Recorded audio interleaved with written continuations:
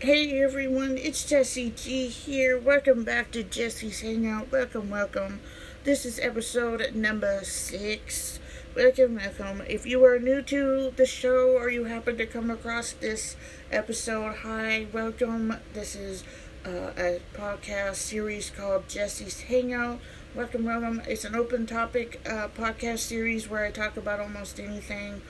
This is also part 1 of a possible 4 or 5 part series. It's going to be in dedication of the time of year of just my channel, using my channel and this small platform to spread the word and kind of give back to my viewers and whatnot, and just kind of reminisce and talk about different things. I'm coming up on my 3-year mark of being on YouTube.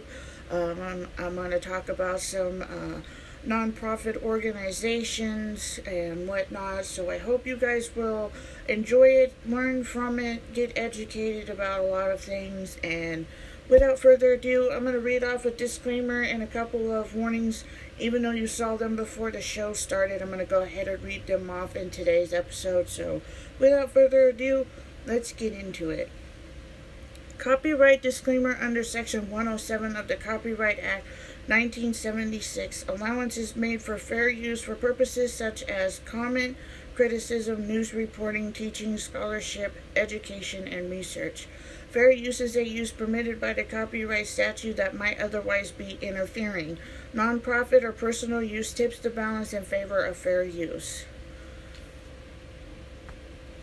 Age restriction warning. This episode is for mature audience only. Viewer discretion is advised. If you are under the age of 18, this may not be suitable for you to watch. Highly recommend parents' permission and that they watch this episode with you if you choose to listen to this episode at your own discretion. Thank you.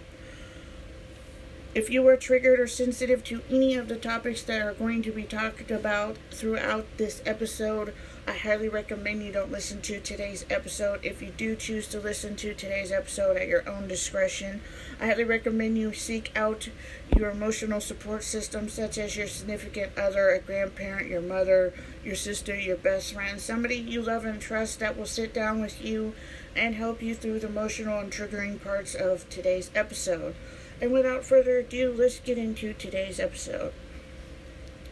Today's episode is all about missing persons cases. This is about 2 very wonderful women who have went missing, and what makes this even more sad and more horrifying is the fact that these 2 women are related to each other, and it's one of the first cases I've came across where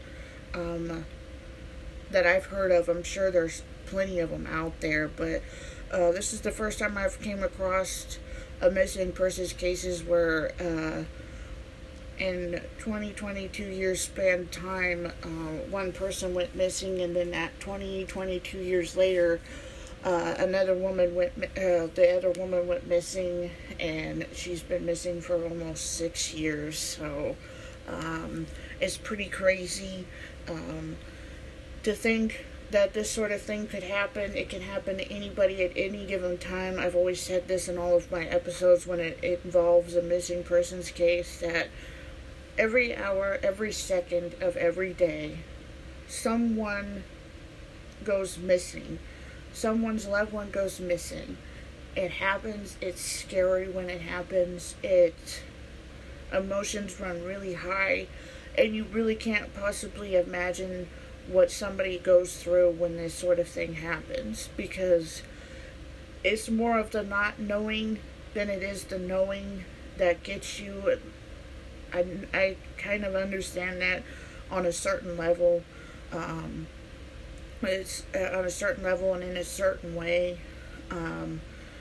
but I still can't possibly imagine what it's like for somebody to have somebody they love go missing. So with that said, I'm going to talk about this wonderful woman who is in her 60s, and I'm going to talk about her, and we are going to talk about her daughter afterwards, and we'll discuss everything at the end of this episode. And without further ado, let's get into it. Wanda Faye Walker, a 60-year-old retired school teacher, a part-time worker at a Dollar General.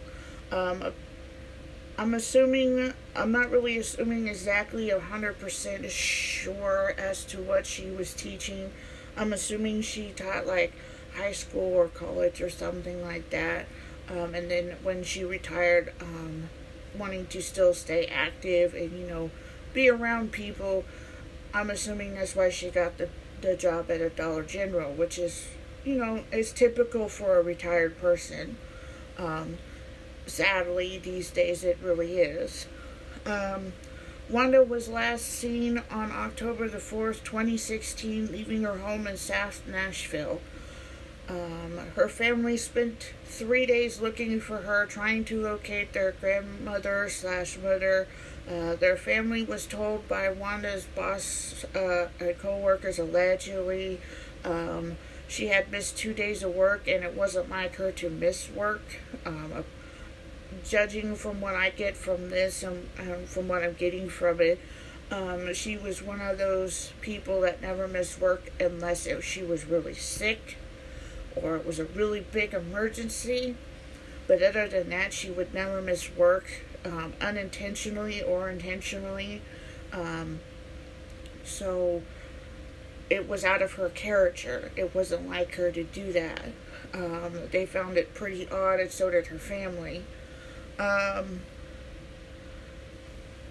It was also said allegedly that the family went to go and check in or look into her bank transactions, and this is where it gets really spooky, and this is what kind of gave me chills when I was reading it, was the last bank transaction she made was the day before she went missing, which was October the 3rd, 2016.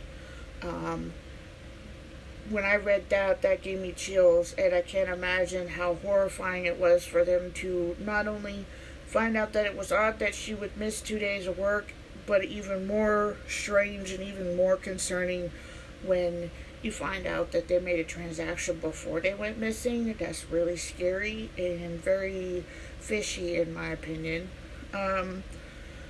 One of Faye Walker's family finally went to the police and filed a missing persons report. Law enforcement were about allegedly a week into the missing persons case when they found Wanda Faye Walker's car on the 100th block of Wade Avenue, Nashville, Tennessee.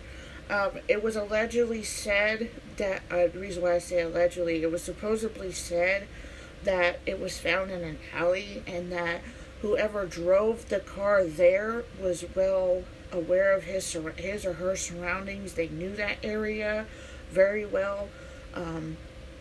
They knew where they was going.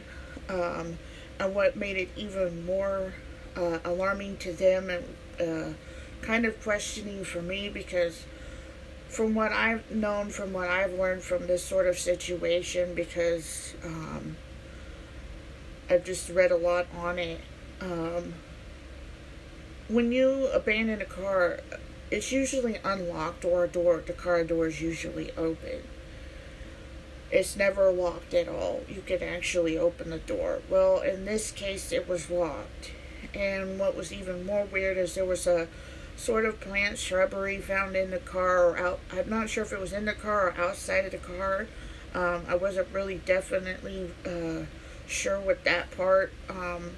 What was even more concerning was the fact that they found all of her belongings in there, her personal effects, which means her wallet, her keys, her cell phone. They found all of that in there.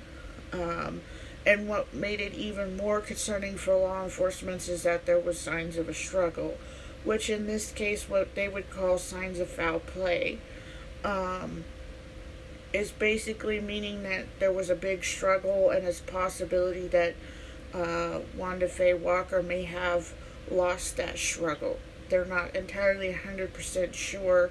They really didn't go into details when they were giving out some of the specifics of the case, because the case is still ongoing. And if you guys know this from anything or from reading or doing your research, law enforcement are not allowed to speak fully on the case, because if they were to ever get a suspect, or if they were ever to have a person of interest, they want to make sure that this is the real person that did this, so that way they know that when they specify some of the things that weren't in the report, or in the report that they gave to the news reporters, they know that they got their person, because they don't want to sit there and give too much out, tip off the person that supposedly or allegedly did this.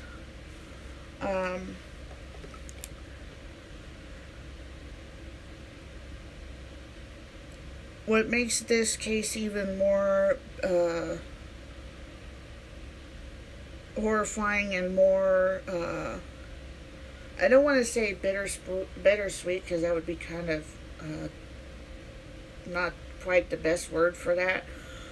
What makes this really sad and really a tragic case in a sort of a way is not only is this the first time the Walker family has ever experienced a loved one going missing, this is actually the second time.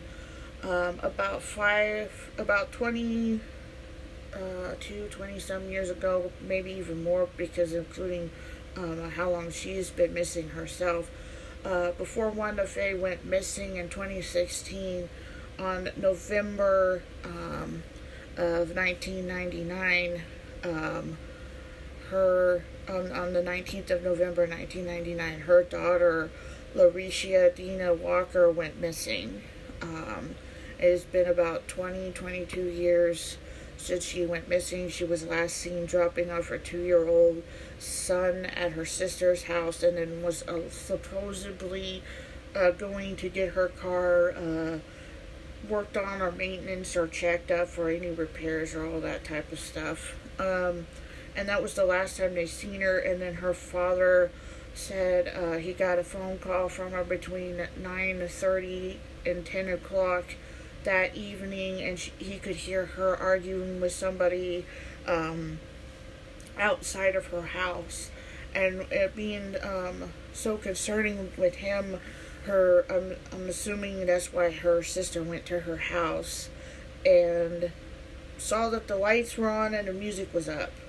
So she turned down the music and she left the house, but she didn't really see anybody in there when she went. But she was assuming they would probably be back if that was what was going through her head. And then the next day, the family went to go see if she was there, as she was nowhere to be found. And they haven't seen her for quite a few years now. And her case still remains open to this day, and they still don't know where she's at, and they still can't locate Wanda Faye Walker either. But they also think that both of their cases are not connected with each other. They're both different missing persons cases. It's really sad to be a family to not only experience this once, but to also experience this twice. I can't imagine what it's like for somebody to go through that. That's got to be the most horrifying experience ever, to not only have one person in your life go missing, and only to turn around about 22 years later in 2016 or in October, have another person that's a loved one that was close to you, that was basically the glue of the family, go missing, and has been missing for 6 years. Almost 6 years. It's pretty crazy, to say the least. It's really scary. It makes you think that life is short. Don't take anything for granted. Never not tell your loved ones that you love them. Always be there for each other.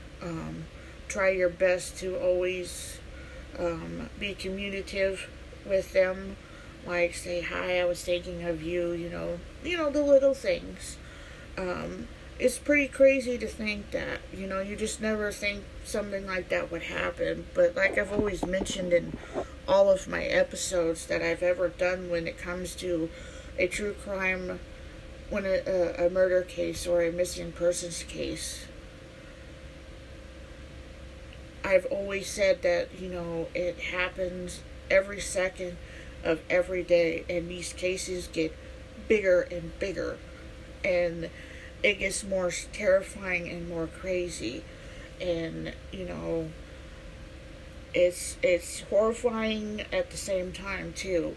And with all of that said, if any of you guys out there who are listening to this, if you have any information as to the whereabouts of any of these two very extraordinary women, please contact the Nashville Metro, the police department, and give them your statement, and hopefully be able to point them in the right direction as to what happened to these very, very kind-hearted, extraordinary women.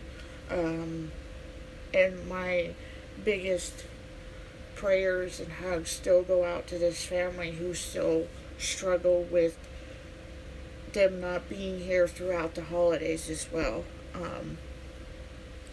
I also wanted to talk about in this episode as well,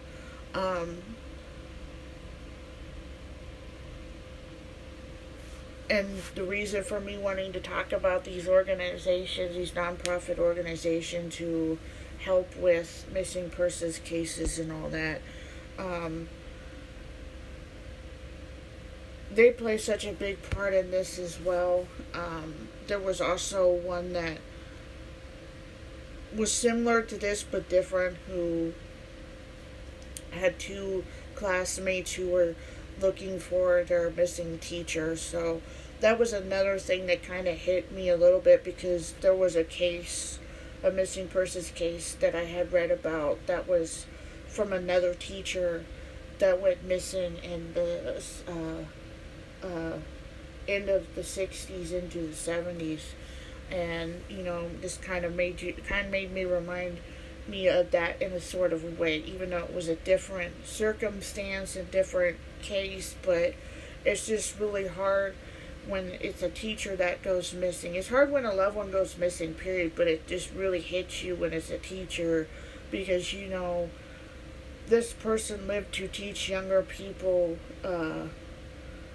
not just right from wrong, but to educate them on things, and, to help them make something of themselves and of their lives. And, for her to go missing, and for her to be missing 5 or 6 years now, and then before she went missing to have to go through with living with her daughter's disappearance, makes it this whole case just a really sad, tragic story. I've never, in my experience of researching, I've never ran into a case like this, but like I said, I'm pretty sure there's cases like this out there. No doubt about it, but I just never ran into one that was like this. And it's just really horrifying, but really crazy and mind-boggling, because you just never think this sort of situation would happen. And it's crazy. Wanda Faye Walker is a 60-year-old black woman, and her daughter is a young mother who's also a black woman. That was the other reason for me wanting to do this. I wanted to dedicate this to the black community, because I feel like their cases, along with the other ethnic backgrounds or religion backgrounds, never really get heard or really get talked about or spoken about. So that was the other reason that drew me to this, was I felt like this needed to be out there for not only just to tell their story and to help to get the word out there, but I hope that this helps somebody who's going through this at this time to maybe get some sort of education about missing persons cases, and what what you go through with these cases, the things you have to deal with, the ins and outs of it, and that type of thing. So this is why I do these cases, is because I try to educate my viewers as much as I can on this, because,